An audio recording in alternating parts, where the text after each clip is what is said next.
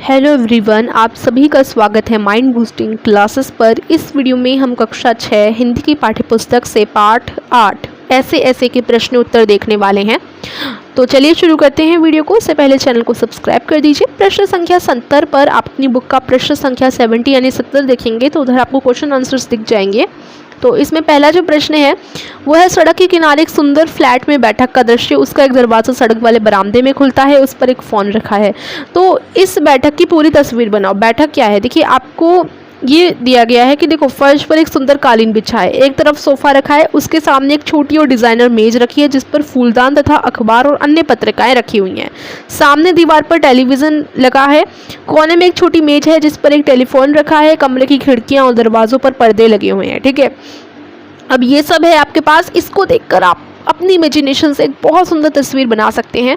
तो ये प्रश्न एक आप खुद से करेंगे, तस्वीर तो आप अपने आप से ही बनाएंगे ना, तो अच्छी सी तस्वीर बना दीजिएगा। और प्रश्न 2 है, माँ मोहन के ऐसे ऐसे कहने पर क्यों घबरा रही थी।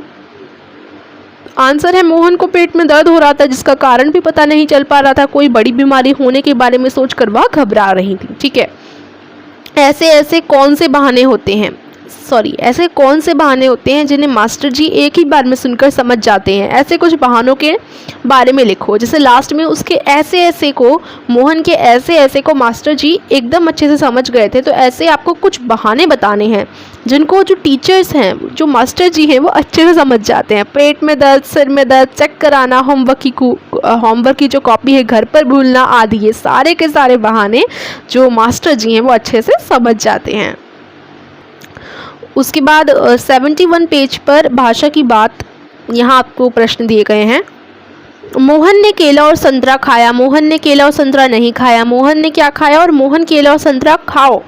तो ये जो वाक्य हैं उनमें पहला वाक्य एकांकी से लिखा गया है, बाकी 3 वाक्य देखने में पहले वाक्य से मिलते जुलते हैं पर उनके अर्थ अलग अलग हैं। पहला वाक्य किसी कार्य बात के होने के बारे में बताता है, इसे विधिवाचक वाक्य कहते हैं। मोहन ने केला और संतरा खाया, कोई बात हुई है ना, उसने खाया, तो ये किसी कार्य या बात के होने के बारे में बता रहा है, इसे विधिवाचक वाक्य कहेंगे।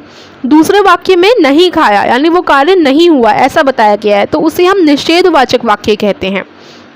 निषेध का अर्थ होता है नहीं। ठीक है, तो जिसमें नहीं हो, उसने नहीं खाया, तो वह निषेधवाचक वाक्य है। मोहन ने क्या खाया, अब यहाँ पर पूछा जा रहा है ना, प्रश्न के रूप में पूछा जा रहा है, तो ऐसे वाक्य को तो आप अच्छे से जानते हैं, प्रश्नवाचक वाक्य कहलाते हैं।